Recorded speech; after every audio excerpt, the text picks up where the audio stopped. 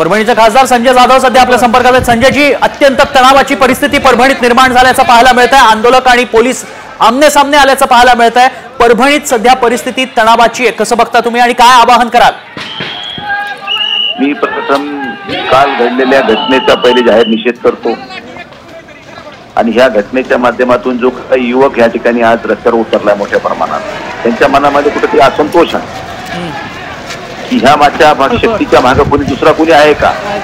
हा मातोफेरी जरी तिथं असला तरी याच्या मागचा बोलीचा धनी कोणी आणखीन आहे का अशी मनामध्ये शंका ह्या युवकांच्या मनात असल्यामुळे मोठ्या प्रमाणात असंतोष आहे। बाबासाहेब आंबेडकर हे या देशाचं मोठं नाव आहे, मोठा महापुरुष आहे आणि अशा पुरुषाच्या पुतळ्यापाशी संविधानाची तोडफोड होते हे या लोकांना आवडलेलं नाही किंवा हे कोणालाच आवडणार नाही।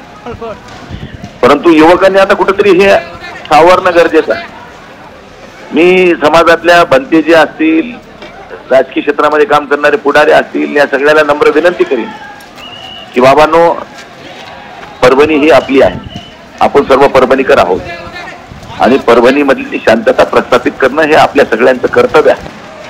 आज युवक वेगळ्या दिशेनं भरकटलाय, त्याला कुठेतरी आवर घालण्याचं काम आता ह्या मोठ्या भक्तीने खेरणं काढायची गरज आहे।